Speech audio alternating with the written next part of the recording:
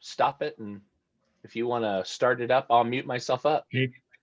We started back up again. So today we're having Jim W6US, who runs 7QP or helps to do 7QP and Field Day for SNARS and a lot of NVQSO. So we're going to talk a little bit about this because the 7QP is coming up next month. Actually, it's the same day as the SNARS membership meeting. And then the end of the month we have in June we have Field Day. So Jim, over to you, W6US. Thank you so much. Okay, thank you, Barry and John. Yes, well, we've got a couple of major events coming up, and it's that time of year to get out and get around and enjoy the great outdoors and radio at the same time. There's all sorts of activities that encompass both. And that we're starting to see an uptick in parks on the air. We're seeing SOTA summits on the air, operations coming up, and that. And from the competitive and semi-competitive side, the two big events we're going to have this spring are the 7QP and Field Day. I'll start with the 7QP. It's coming up quickly, and excuse me. It'll be the 1st of May. That's Saturday. Starts at 6 o'clock in the morning and runs till midnight. And it's a pretty good show.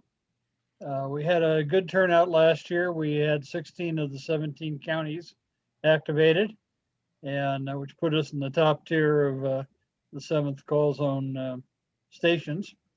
The 7th call zone, for those of you who are new to ham radio, comprises of Washington, Oregon, Idaho, Montana, Wyoming, Utah, Nevada, and Arizona.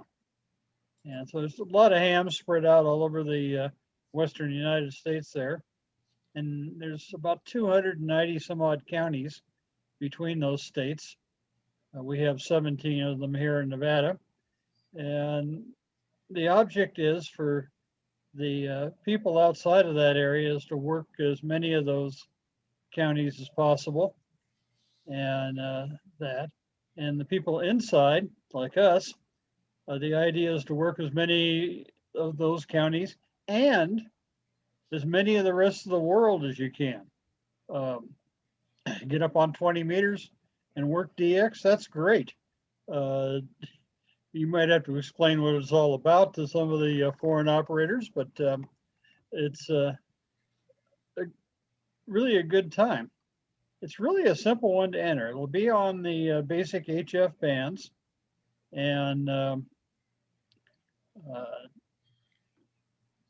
anyway, we'll have it'll change during the course of the day. First thing in the morning at 6 o'clock in the morning, for those of you who get up that early, you'll find a lot of activity on 40 meters. And that'll be actually a lot of the local nearby states, and a good time to pick up a bunch of those multipliers. As the day progresses, by now the 20 meters started to open up, and that's going to be the workhorse frequency to contact the people out of state. One of the complaints on the state QSO parties and that is that the in-state people don't tend to get up on 20 meters. They sit down there on 40 meters and talk among themselves and that. I've already seen this morning on the Louisiana and Mississippi parties, which started an hour or so ago. And you just didn't hear any out there on 20 meters.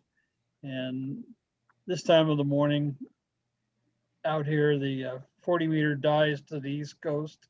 So it's something to think about. Anyway, during the day, you would run 20 meters, 15 starting to open up pretty good, and that. So it's really a good, fun contest. One of the fun things is that a lot of these counties are fairly rare. So it's a good time to get out and operate, and that. You can see there's lots of counties there on the screen. Montana right now, they haven't activated a lot. Nevada's doing pretty good. We have actually a lot of county spots already activated. We were fortunate this week, a fellow from Utah is coming over to activate the Elko County, White Pine County line. And White Pine County was the county last year that did not have any operations. So we're assured of seeing some operation there. Some of the folks in California who've come over still are a little hesitant of coming because of the COVID situation, but hopefully we'll see them. The Esmeralda County actually has 2 operations going right now, and one of the stalwarts hasn't even signed up yet. So that's really good example of how we're getting people out into these counties. The biggest problems right now are Humboldt, Lander, Eureka. Those are areas we'd really like to see people out there. Now there's 3 modes you can run. You can run voice, single sideband, and that's probably the most popular. CW comes in close second, and CW, it really helps a lot out in the rural counties. We have a couple of good CW operators running here in the Washoe, Story, Lyon, Clark County, and they're pretty well covered, but we really are in need of CW ops out in the rural area. Digital is also allowed. The normal conversational modes, the FT8, FT4 are not used during the 7QP, but RIDI and PSK31 are highly wanted. They score extra points for those digital contacts, so it's a good way to bump your score. Another thing is where you operate. I talked a little bit there about the county line operation over on White Pine and Elko counties. There are 54 distinct county line or multiple county points where multiple counties come together.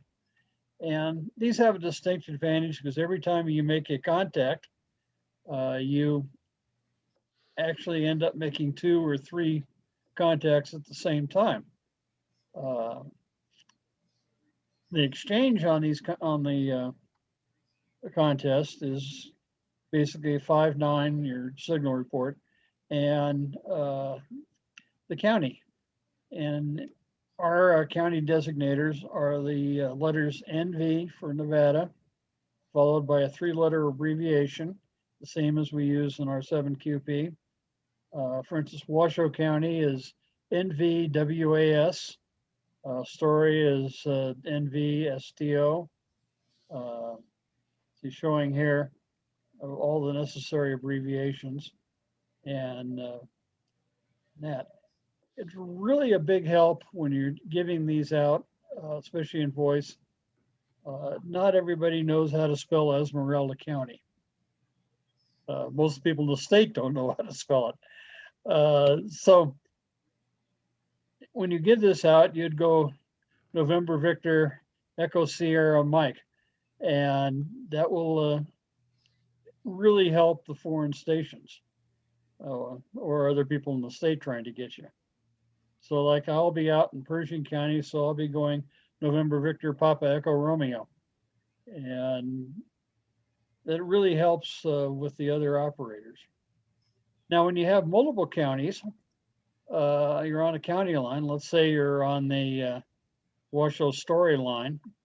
So you give NVWAS/STO. Or you could also say NVWAS/NVSTO. Primary loggers like N1MM do a very good job of separating those and turning them into separate contacts.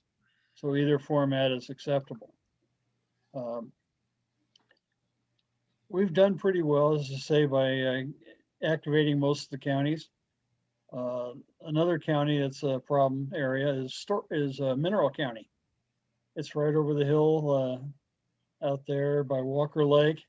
Beautiful place to set up there in the BLM campground, right along the lake. You can run your put a vertical up, run your radials actually dipping into the water, and you'd be surprised how good that'll improve your signal into the East Coast. Yeah. Anyway, that's coming up here on the 1st of May, and is a real good warm up for the Nevada QSO party, since we're using the same abbreviations and same basic format of operation.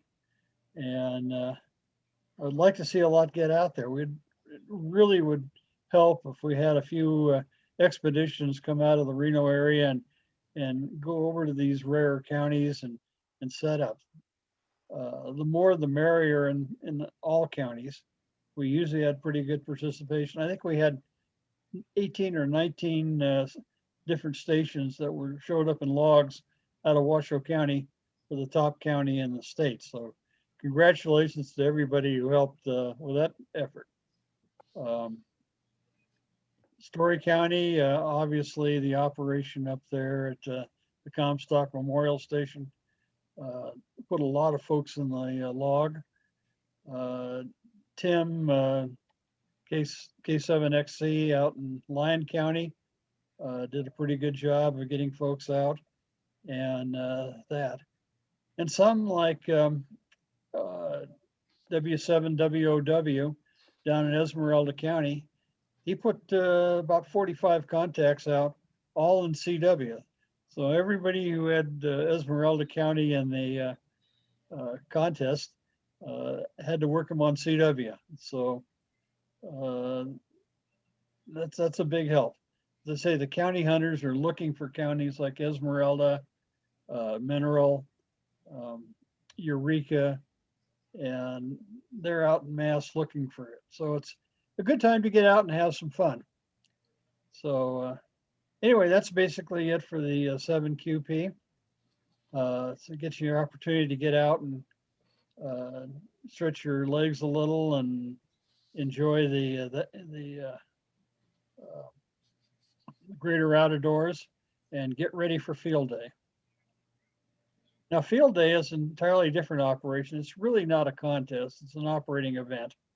And however, they do score it. And the SNARS Club has a long history here of having the best score in the entire state of Nevada. So we have to uphold hold the flag high for our operation. This year, we're going to be out at Washoe Lake State Park again. We're in the main group area down by the boat ramp. There's actually trees out there to hang antennas in. Nice view, plenty of shouldered area for a lot of the operation, though we'll have a few operations a little further out to get a little separation. We're going to try to run 7A again, which is 7 HF stations.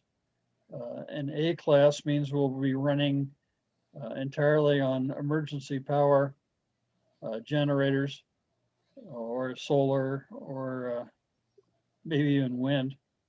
And that will make for a pretty good operation. There's a lot that goes into field day besides just getting out there and making some contacts. It's also a social event. We've had a pretty good reputation for putting on the feed bag for all the operators and staff and folks helping out. And we plan on doing that again. We're looking at a tri-tip dinner on Saturday night, 7 o'clock on Saturday night. And then other meals for the operators and personnel that are there on site from Friday night through Sunday noon.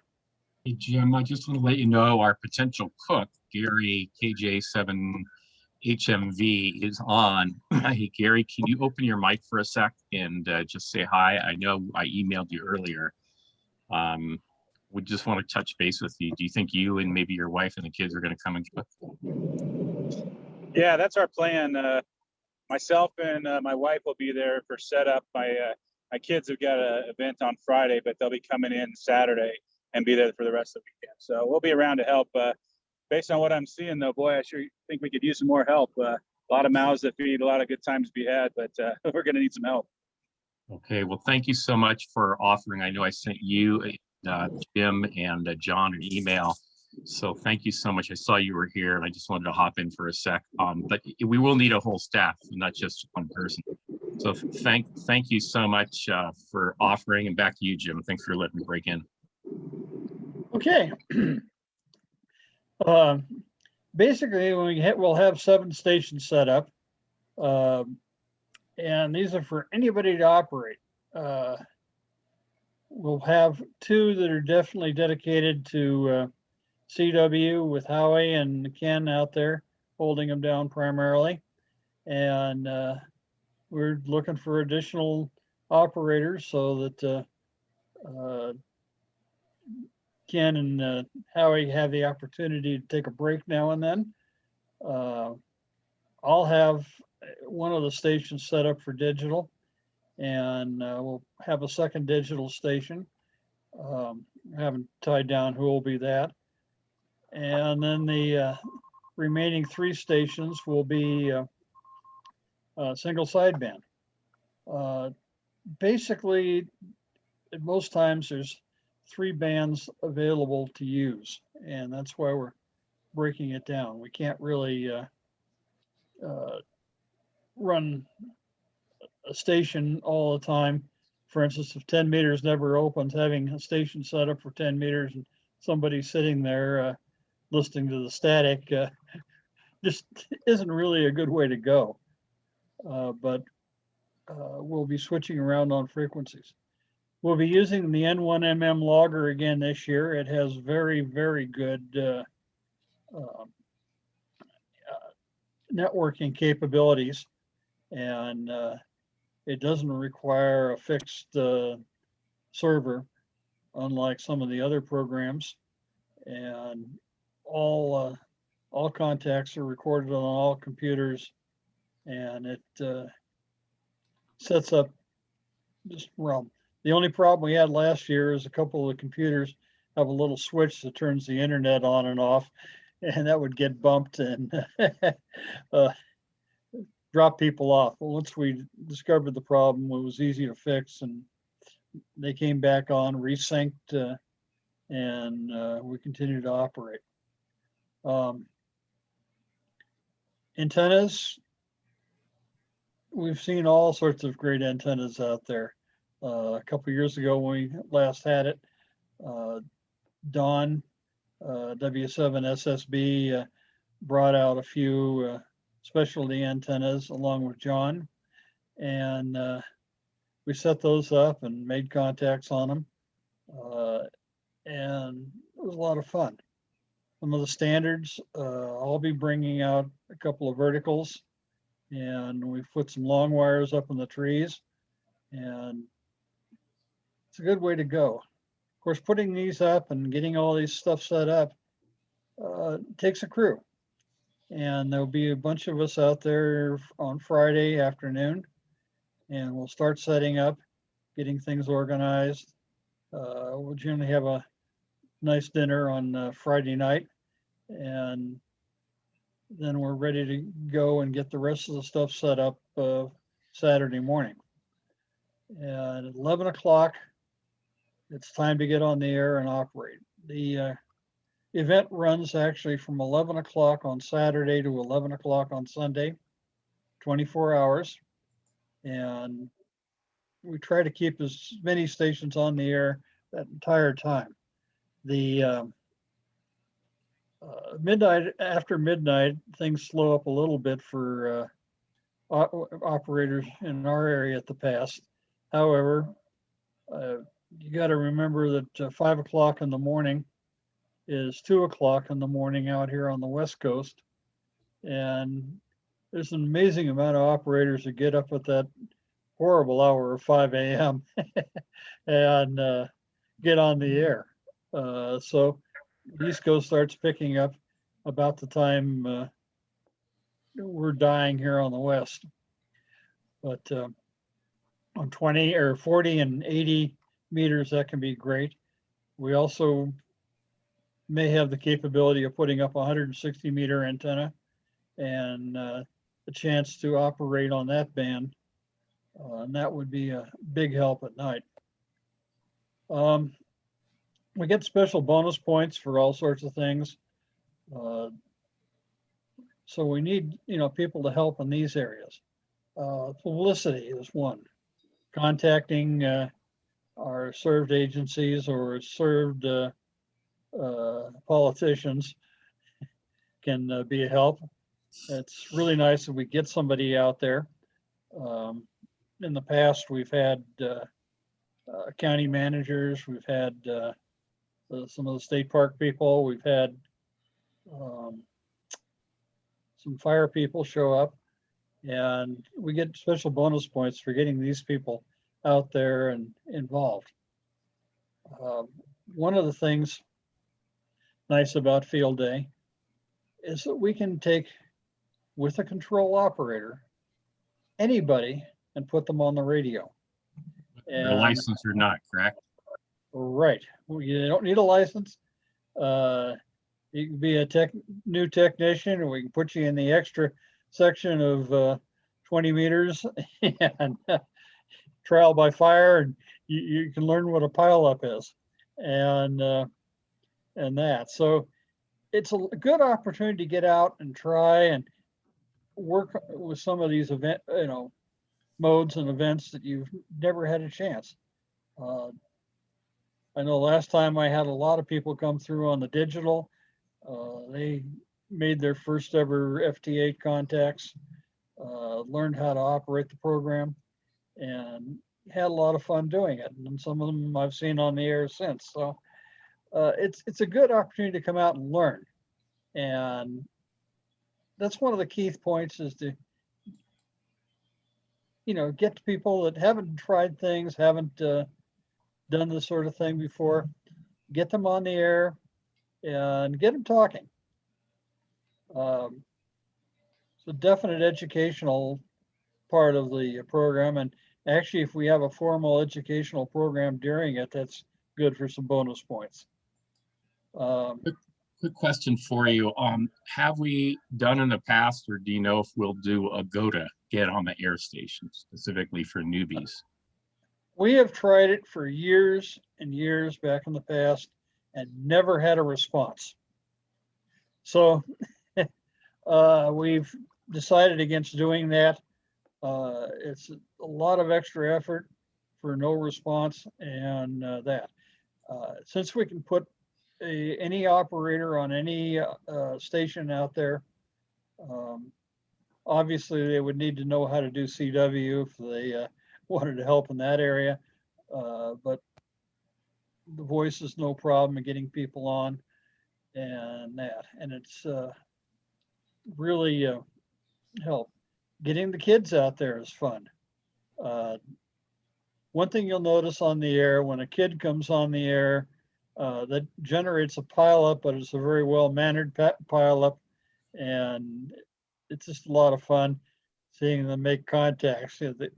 The kids' eyes generally grow considerably bigger as they realize that they're suddenly talking to New York from Nevada, from a park in Nevada. And it's just a lot of fun.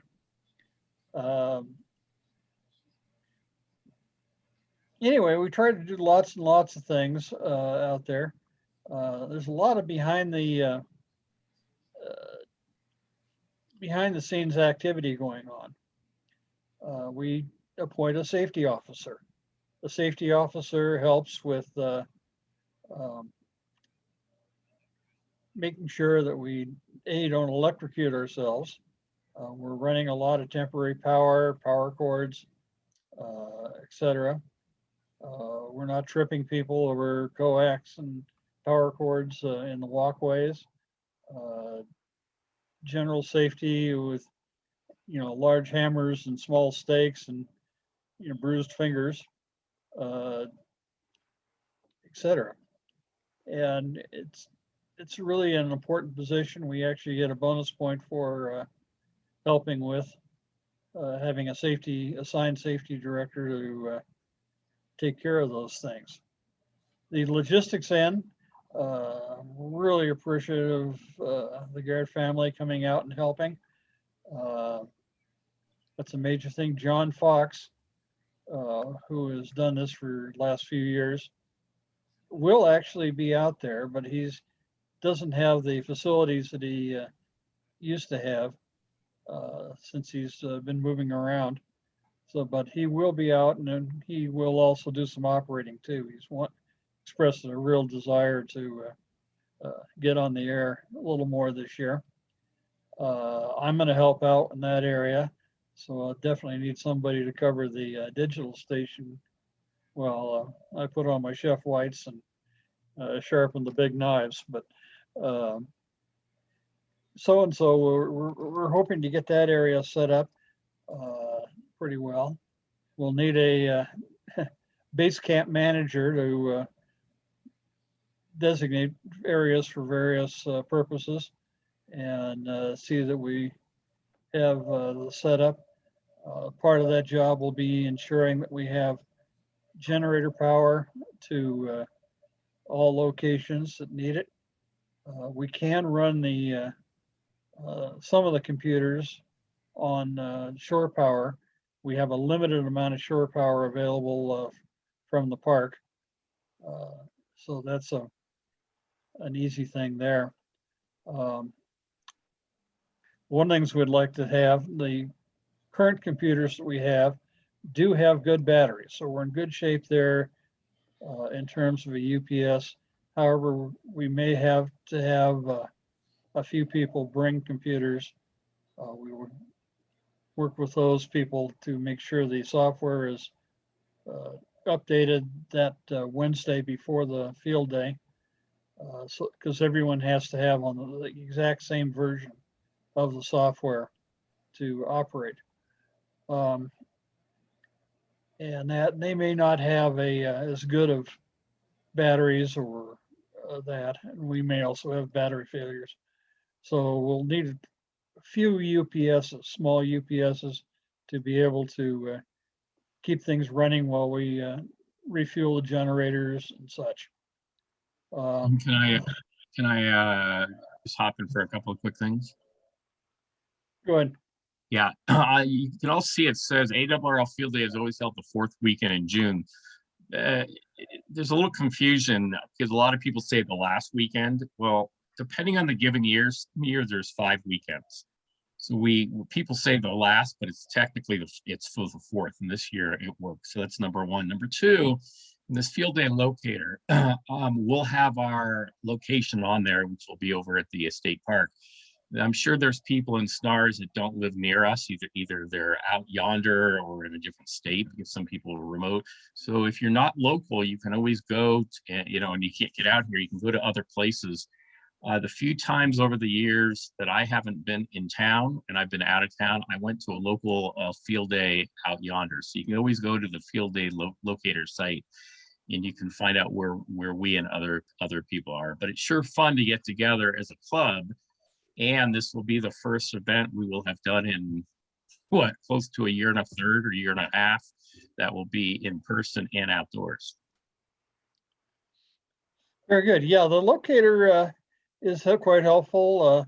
I've attended field days in Elko, in the Ruby Mountains, in the middle of the Humboldt River in downtown Winnemucca on an island. Top end of Rye Patch, in the parking lot of the Sheriff's Department in Lovelock, in Vacaville, up on a ridge, more or less just east of Placerville, etc. And of course, we used to be up at Sky Tavern.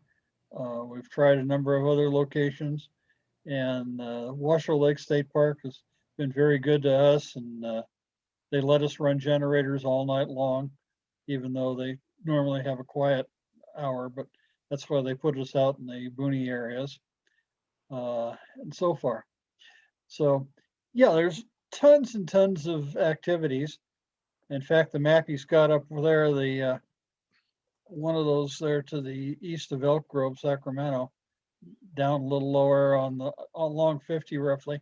One of those was the silver and gold station from the Placerville Amateur Radio Club, Eldorado Amateur Radio Club, that I attended, and it was a great site. They ran a huge operation. This was back in the days when 10 meters was wide open most of the day and part of the night. So they ran a 23A operation, which is kind of amazing. They were scattered around in about 1,000-foot circle on top of the hill there. And I helped with the 80-meter phone. So anyway, there's lots of operations out. We haven't put ours up there on the site yet.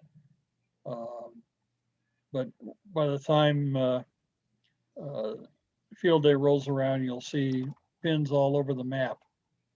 And that. A couple things came in on the chat that I'd like to have you address. One of them is about camping. So you want to talk about the camping portion and the fees to get in, and then I'll tell you about the other one in a second. Okay. Yeah, well, we are in a state park.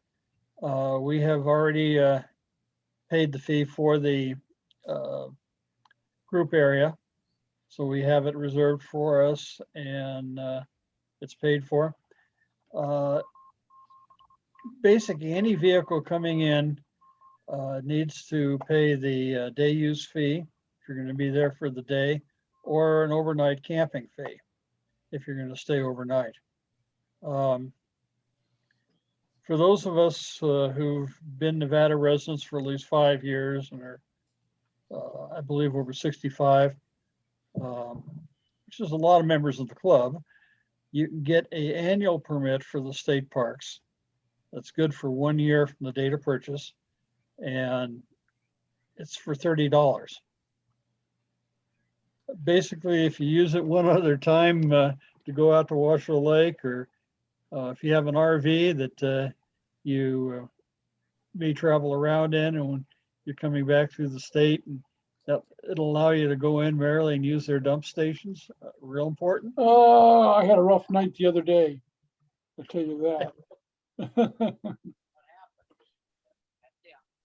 What was that, Tim?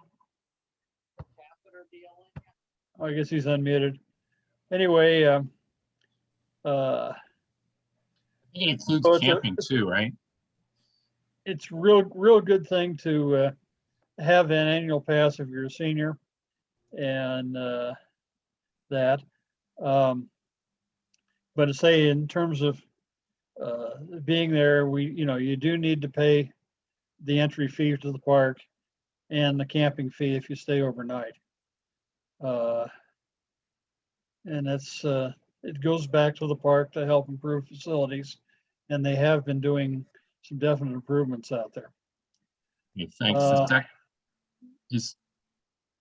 I want to mention about the other question that came up, which is basically some of the people are saying they can help in different areas. They can schlep, or they can go out the day before. Some can cook.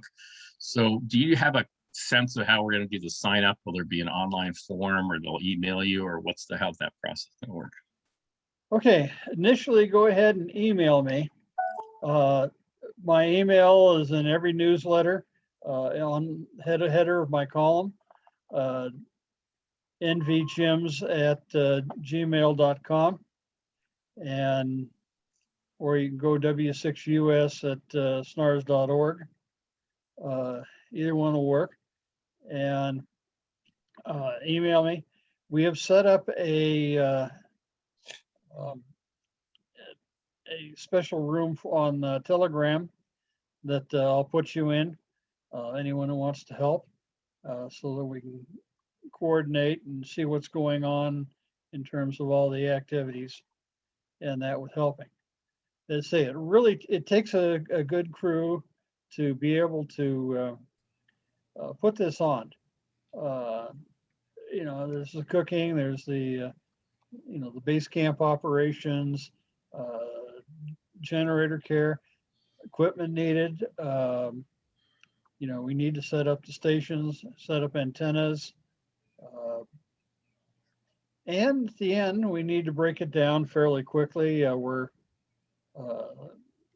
event ends officially at 11 o'clock on Sunday morning.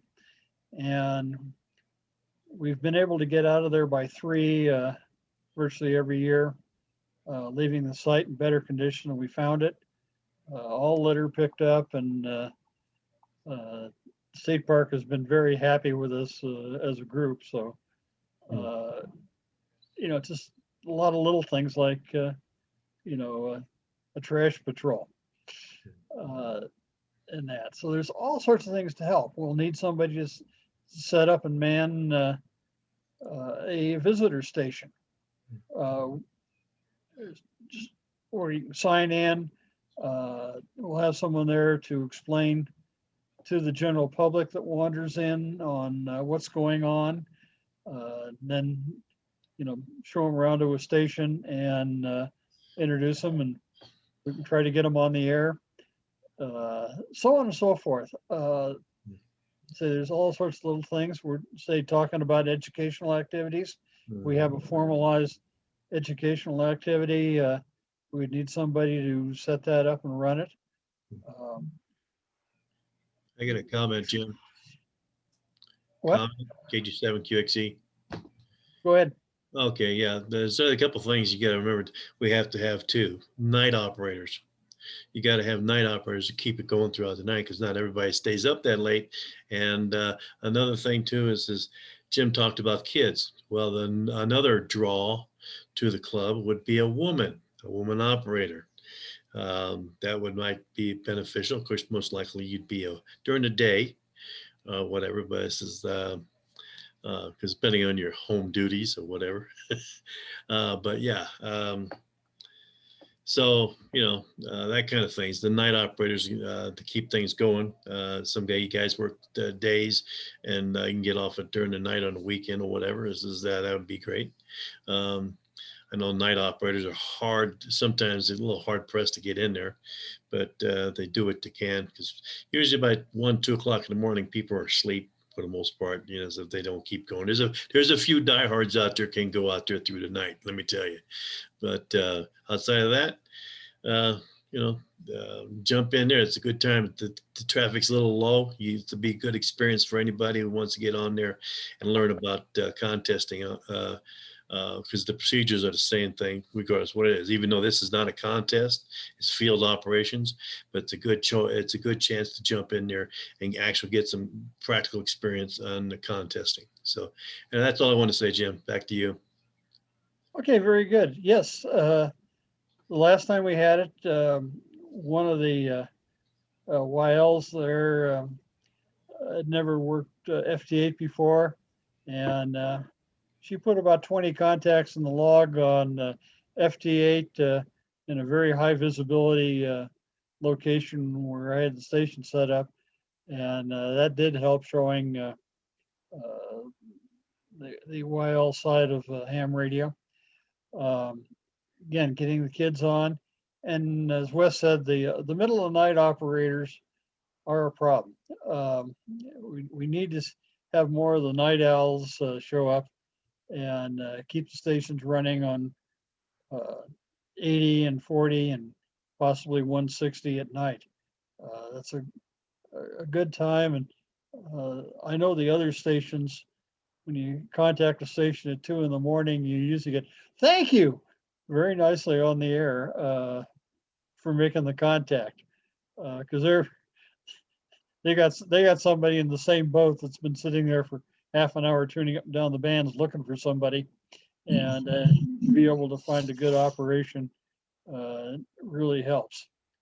But there's all sorts of things to do, all sorts of activities to get involved in, and the big thing is to come on out and have fun. The more people we get out there, the merrier. I think the last time we were out there, we ended up with about 45 people for dinner. And, that's a good operation. That's one of the bigger evening social events the club has during the year. Is there a fee for the people to eat, or is that just the SNARS cover the food? The what? Is there a fee for people to eat, or does SNARS cover the food? Yes, no, we're due to the price increases on a few items, we're going to pre-register $7.50 for the Okay. Saturday night dinner for everybody who attends the dinner. And we'll charge 10 at the door if you decide at the last minute to come in. But yes, that is the only paid meal of the entire time. The rest of the time, which is primarily workers, the meals are on the club. Okay, great. Well, thank you so much, Jim. We're almost at the top of the hour. Give your email address one more time, and I know it's in the newsletter, just so they have it. Okay, it's nvjims, nvjims @gmail.com or w6us@snars.org. Okay, and you'll hear more about this over the next couple of months, because it's coming up in about 2.5 months. And thank you so much for telling us about or sharing about the 7QP coming up a month from now, and then field day. Why don't we do this? It's almost 9 o'clock. Why don't we just stop the recording for now, and then we'll open up for Q&A. So thank you so much, Jim. And this has been the 7QP and field day presentation for the April SNARS meeting 2020.